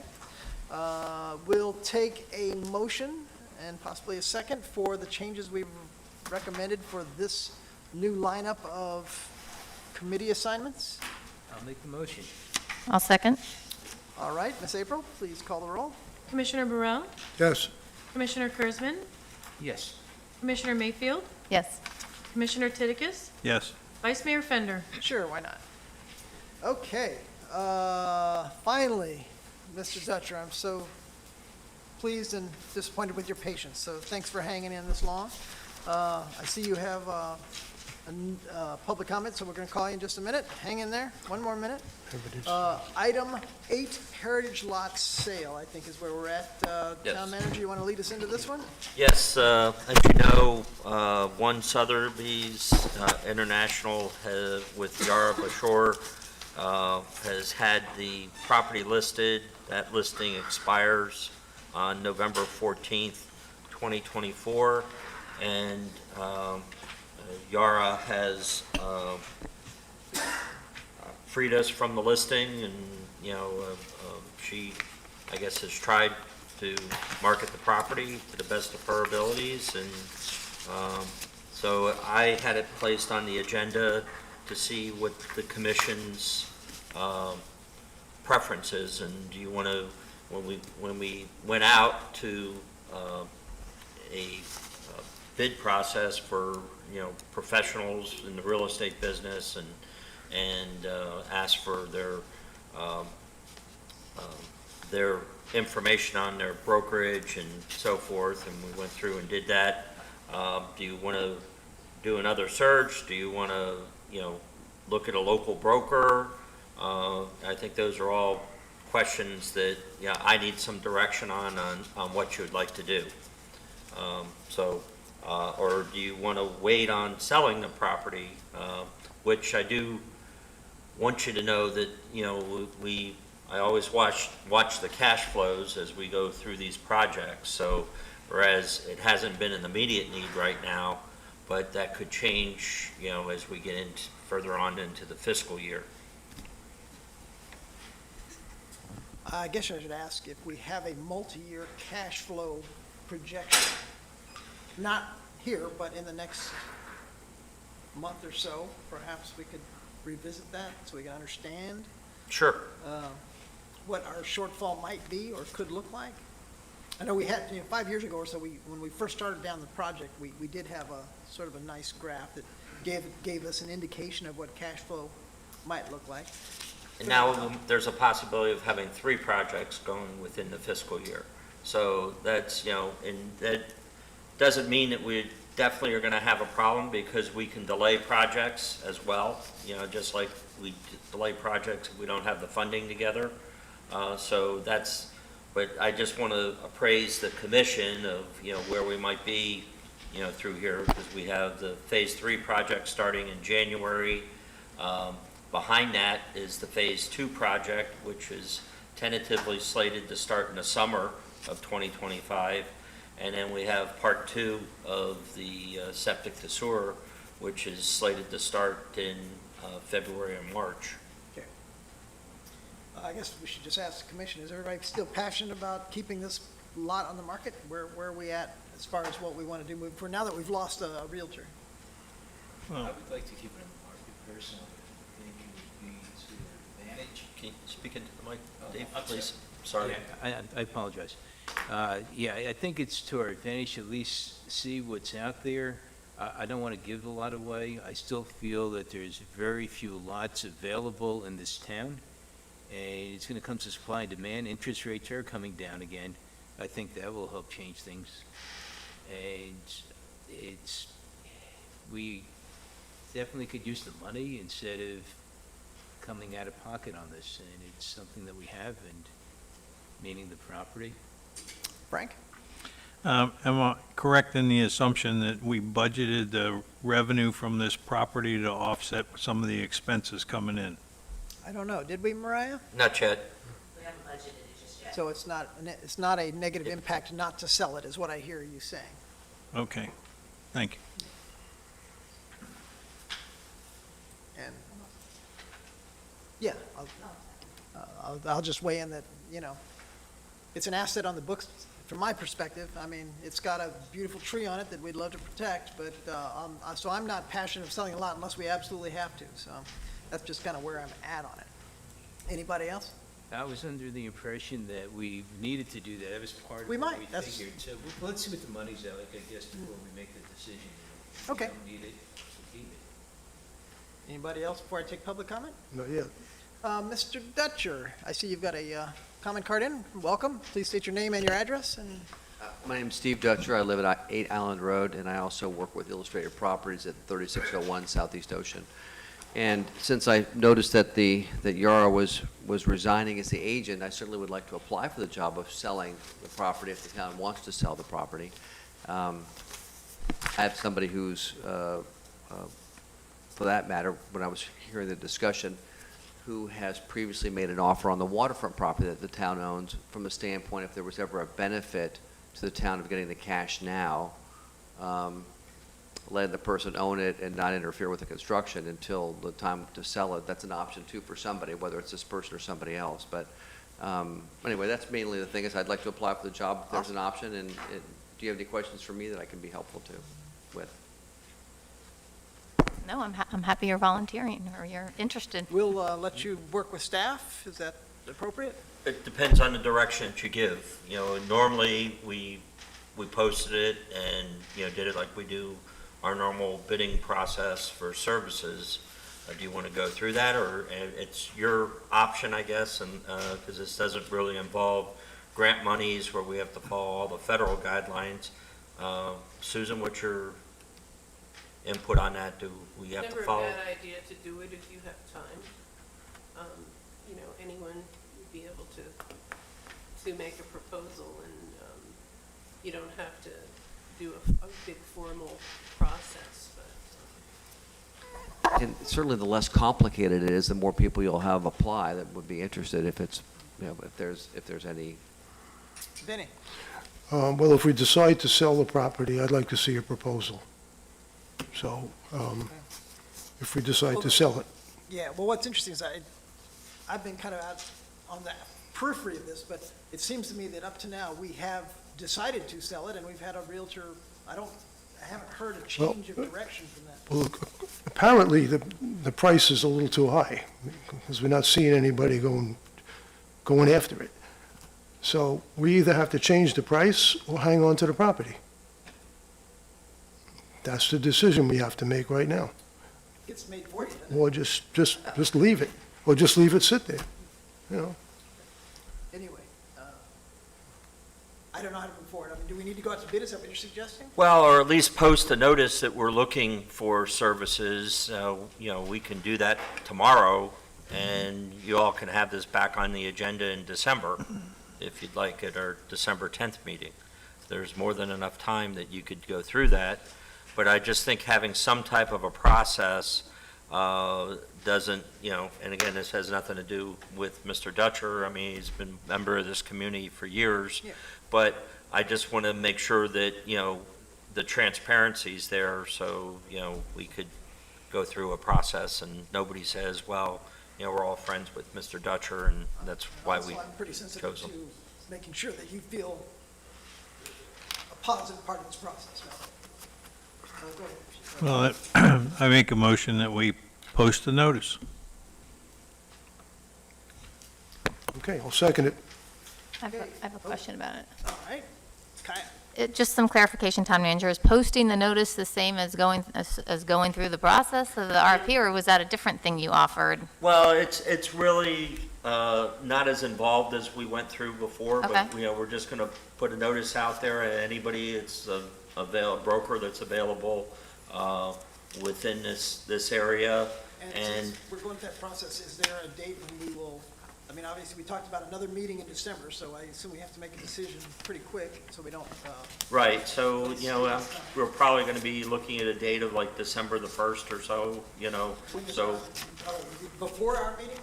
before our meeting, we'd have to do it, so we get everything in, and then make a presentation on what we have and a staff recommendation, and, So we again, would assume by the next time we meet, we'll have an idea of who our potential realtor would be. Is that what I'm hearing? well, you'll have who came out the best out of the criteria, and if we use a similar criteria, there were certain points assessed if you were a local individual versus somebody that's from out of the area. So the thing you're talking about is satisfying what Susan said, because I'm actually interested in continuing the process, because clearly the price is so high that it's not selling, so when we're get to decide what the price is, but it doesn't make sense to me to stop the process if there's a chance that we need this money to do the projects, and it's already been the general consensus of the commission that we sell it. So I would be interested in. I'm told we don't need the money. That's just like a cash flow thing. That's not necessarily, long-term finishing all the I don't want to waste time if we're anyways, we have nothing, we've sat on it for a year, so I don't think that going through the process again, getting a new realtor and saying, hey, we want to stick with 600,000, I don't think it's going to fly off the shelf, and if it did, yay, because that's a lot of money. So what is your proposal? No, I don't have anything different. I was just confirming that what you're doing satisfies what you said, that it would be.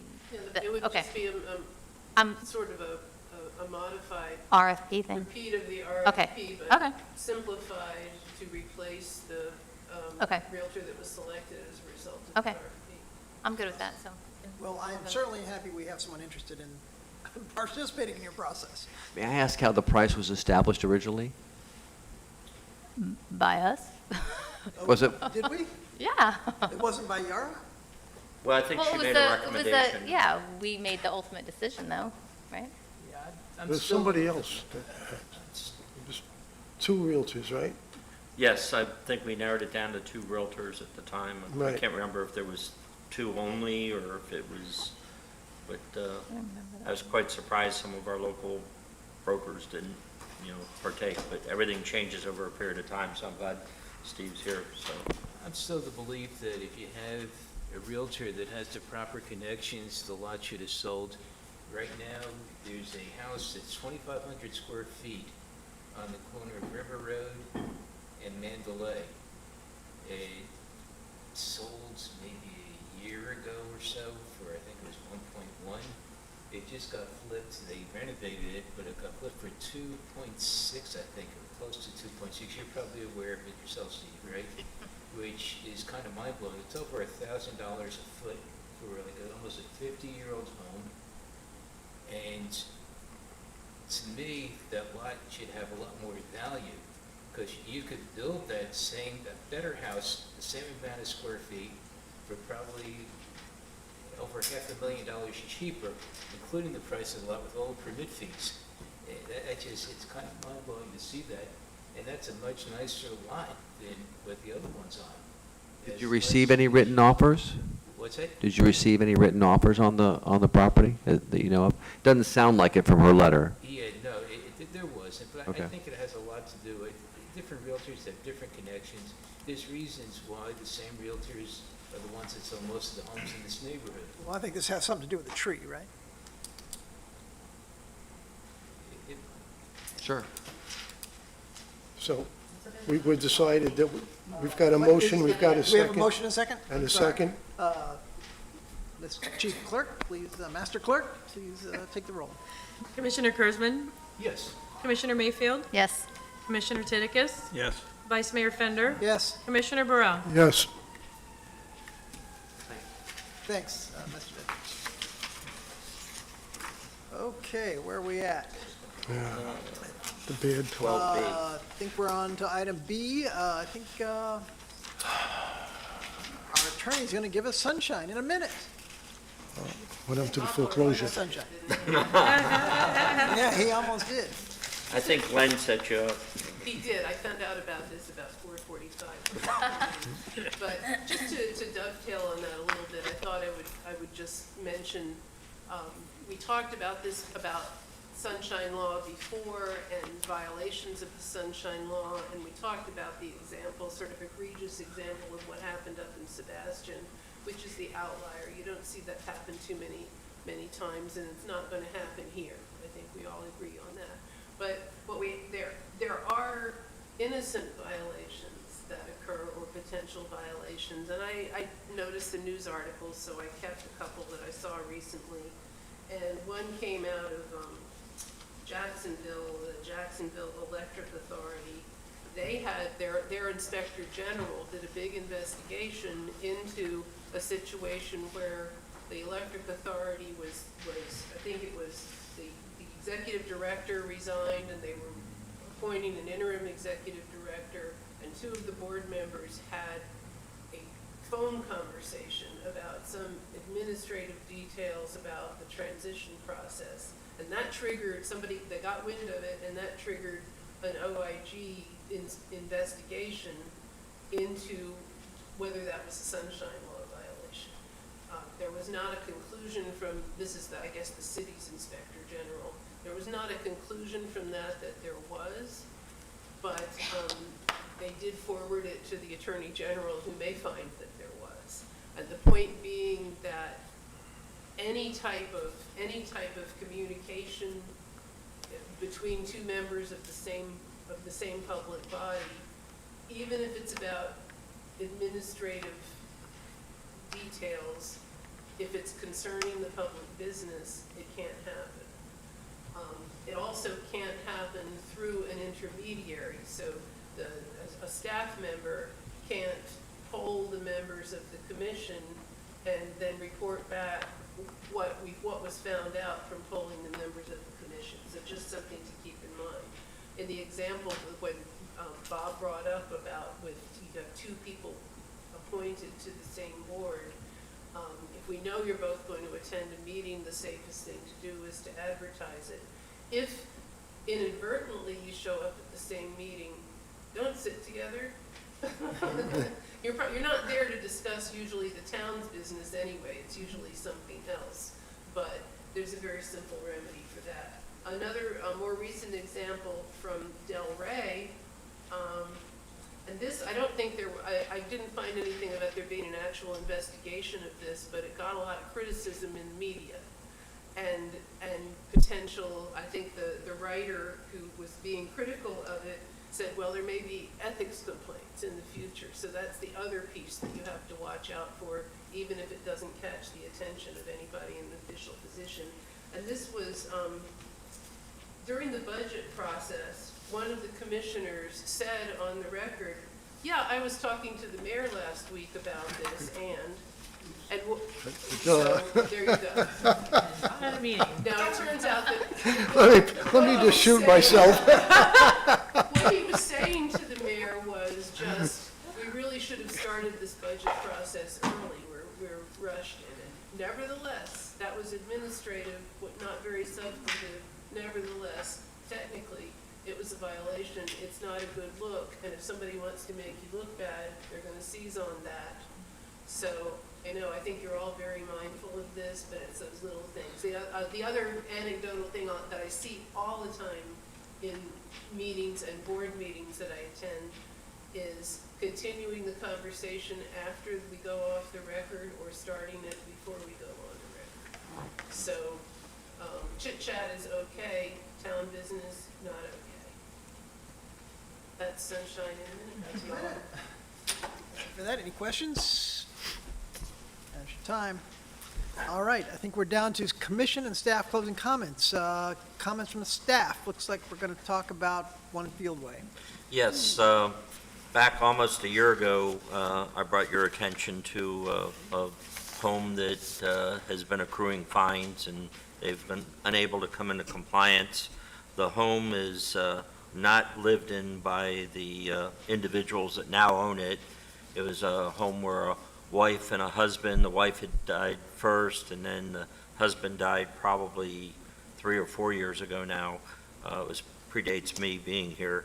But the home was in disrepair. We've always gotten neighbor complaints and so forth, and we finally were able to get, after I spoke with you all on the commission, pretty much you had given me the direction to see what I could do about getting it resolved, and if not, then we can move forward with the forfeiture action or foreclosure action. And so we've been off and on with getting some things repaired, and then as time, this year period of time has basically happened, the things get out of disrepair again. And for some reason, they just are having a problem with dealing with it. And I know financial is one of them, but again, we've spoken with them about maybe getting with a real estate professional and trying to work out a deal to, get some funding, prepaying the commission or however you work it out. And I'm not sure what the exact term is, but I know it's been done out there before in other communities. And to deal with getting the home into compliance, which is the big thing, and then after that, then coming back to see what they can do about the fines. And so I just wanted to report back to you that we've been in kind of a stalemate. So I've been kind of, just as long as they were communicating, I was going along with it. But in all fairness to the residents that are in the neighborhood around this home, something needs to be done about it. So I'm going to give them until the end of the year, and if they're still in that same state when we meet in January, we'll be addressing it on a more formal basis. How much are the fines? I don't know what they are right now, to tell you the truth. I just wanted to update you that was the problem. But I can update you on the regular meeting next time Okay. with the amount on the fines, where they are to date. And any progress you might make between then and now, maybe you'll let us know in Sure. December meeting? Sure. Okay, thank you. I have a question on that. It says foreclosure action. Seems kind of jumping to a draconian end. I mean, if there's an issue, and I don't know what the issues are with the property, but, if it's not being maintained from a lawn perspective or something like that, why not deal with that and then put a lien on the property so that ultimately when the heirs sell it, the city gets its money? I think overall, and again, I'm sorry, can I address that? Of course. Overall, I think we're probably in the $10,000 to $20,000 range to correct the outside situation. The house has been closed. We never see the windows open, so we don't know what the inside of the house is like. So we have been working with them for a year and trying to get this resolved. And it seems every suggestion that we come up with them to try to raise the money not to pay the fines, raise the money to bring the house into compliance, for some reason, they don't take any action on that. And that's what's kind of drugged the thing out. If we went ahead and took the action and fined it, then we'd be taking $20,000 of our taxpayer money, using it for a private concern, and then not getting paid back. Who knows? It could be 3-4 years before they sell the home. Or then maybe they decide to live in it, And then, so, there's just, different things that we have to take into account. But, believe me, the last thing in the world I want to do is foreclose on anybody's property. But, I mean, are we precluded from putting a lien on the property and the amount of the fines that have occurred to this day? There is a lien on the property. There is? Yes. Okay. We've already been through the lien process, and I came before the commission. I think it might have been January when I was here before you all and letting you know what the situation is. So it just, but yeah, there is a lien on the property for the fines. So it would be, if we corrected the violations ourselves, then it would be an additional lien that we'd be putting on. I looked like you were about to make a comment. I was just going to say that there was already a contract. Anything else? Nope. Okay. Any more staff comments? Any more commission comments? Yeah, I just have something to discuss. Sure, Vin. I'd like to change the name of the Code Enforcement Board to Code Compliance Board. Code Enforcement Board. Yeah, that sounds it sounds too hard. Sounds nicer. Yeah, Is because we're that- trying to bring people into compliance. We're not trying to fine them and I drag like, them to the I like the courts. name change. I'm just wondering if you have to like change ordinances and go through the whole process, in which case that Shaking your head, yes. We have you to have to change, do all that money spent on change. So Okay. I like we can refer to it as the Code Compliance Board. Well, I mean, I think you're suggesting we start the process to consider a name change. If all you're doing is changing the name, that shouldn't be very complicated, but it should be corrected in the ordinance if you're going to change the name. okay. It's not in the charter. No. It's No. in the ordinance. Okay. Let's staff noodle on it So- for a couple of weeks. Is that possible? Yeah, we can have that ready, right? Give you an estimate of what it's going to cost. There you go. Anybody else? Frank? Do I only have 3 minutes, or do I get more time? Well, we'll start the clock anyway. All right. Make you feel comfortable. I appreciate it. Ring the bell. Want you to feel at home.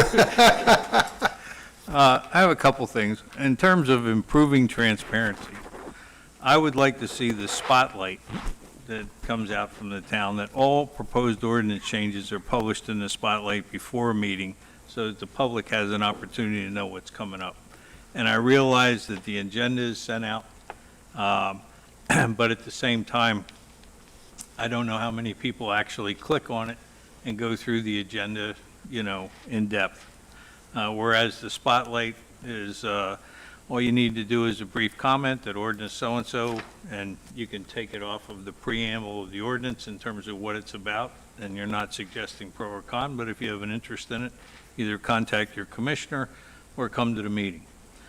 The other thing is, I would like to see on the website, and I discussed this with Bob earlier today, that requests or complaints by the public to the town staff be kept on the website log, with a log that says date received, what the issue is, who's responsible in the town to respond to that request, what the resolution is, and the resolution date when it got resolved, and the party who submitted the request. So that, say for example, and I'm sure Mrs. Mayfield, Commissioner Mayfield ran into this in my walk around town and talking with different people. I kept a list of what I called squawks. And, for example, street light is out across from Heron's Nest. This was brought up to me. Fact that there's water in a grate and hasn't been cleaned out. Another one was brought up. And I sent all these over to Commissioner or Mayor or Town Manager Daniels when, before I was elected. But at any rate, one of the things that was a theme from a lot of people was that they didn't feel like the town was responsive. They put in a request and they never heard anything. It fell into a black hole. if you kept this log on the website, people could see when they submitted it, who's responsible for responding to them, and what the ultimate disposition was. And I'm assuming we'd get back to the people directly. The other thing is, since January of 2021, 44 ordinances have been proposed and passed. That's about 11 a year, almost one a month. And I think we need to ask ourselves some basic questions, right? What's the purpose? Are we really improving the lives of our citizens, or are we being intrusive on the lives of our citizens?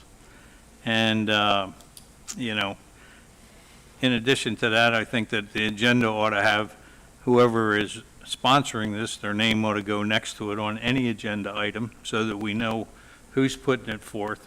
And we can ask them, like you did this evening with Commissioner Kurzman, why it's being proposed. The other thing is, I had the pleasure of sitting through 4 hours of ethics training the other day. And one of the things, and it was put on by your law firm, Mr. Torsivia and two of your partners were the presenters. And one of the things that they said in this was that the Attorney General of Florida recommended that the agenda package be distributed 7 days before a meeting. We're not doing that. And I would like to request that we start doing that. You're not talking about changing the workload. All you're doing is just changing the timing of the workload as to when it goes out. And then improving citizen input, I think I would like the commission to consider moving to one meeting per month and one workshop a month. And the workshop be topic specific that we can address, and that the residents of the town have an opportunity to come in and express their opinion in whatever amount of time it takes. And I know speeding's a big issue, north and south Sewell's Point Road. I've heard it, you all have heard it, and I think we need to have a workshop on speeding and get everybody's ideas. Everything ought to be put on the table in terms of how we address it, and then we move forward from there once we have had an opportunity to consider everybody's input. And then the other issue is, one of the residents showed me or gave me a notice that was a door tag that was put on that they had to trim the trees over the road to a height of 14 feet. And I was also told, and I raised this issue with the town manager, that by the resident, that at one point in time, the town used to trim the trees over the streets and the right-of-ways, and it was not a resident responsibility. Well, apparently, I guess there was an ordinance passed, and I haven't researched the ordinance, but it's now shifted that responsibility to the residents, where the residents are responsible for trimming those trees. And then on this other hand, we're talking about putting a canopy when we raise the road down South Sewell's Point Road. So are we going to make all of those people responsible for trimming the trees that we plant? I don't think that's a great idea. We may want to reconsider that, and as opposed to a door tag, giving folks a call and saying, hey, listen, we have an issue here, you know, can you get out and take care of it? Then if they don't respond, then you tag their door. So those are the items that I would like you to all consider, or my colleagues to consider, as we move forward, and hopefully we'll be discussing them again. Awesome. Thank you. Town manager's light is on. Yes. Okay. Just to clarify, if the tree is on somebody's property, it's their responsibility to trim it. If it's on town property, we trim it. So the tree. That's how the tree grows, not where the limb is. That's correct. Okay, so the tree canopy that will be installed, some of it needs, if the individuals want the tree replaced on their property as part of the tree canopy, it'll be replaced, but the responsibility of maintaining that tree has always been the homeowners. Well, at one point in time, did the town turn around and trim the trees that were growing over the roads? Not that I'm aware of, no. Well, you haven't been here that long, so I mean, somebody that's been here. Yeah, they used to do it. They used to come around with a stick and measure the height, and then they had a company, their company would come out and do it, but the town would pay them, okay? And then they would trim the trees according to the stick of 15 feet. That was back in, I don't know, it was 2002 or 3, God, I I don't think remember maybe how long where back. they started running into problems is there are some residents that didn't want the limbs trimmed. And so it became a conflict item between trimming or not trimming. DOT kind of resolved that when they said that, all local streets have to have a 14-foot clearance. So, but again, if you want to spend taxpayer money to trim trees, it's totally within the purview of this commission. Well, Let's look at the budget. perhaps we could get an idea in terms of what it might cost the town. Well, can we do that as part of the next budget process instead of Sure. adding that on? That's something we Yeah. can add to the list. I'm sure Mariah will take notes, and thank you. All right, good list. Thanks, Frank. Anything else? Not from me. I will take a motion to adjourn unless there's public comment. Nobody wants to leave? I'll make a motion to adjourn. We are adjourned.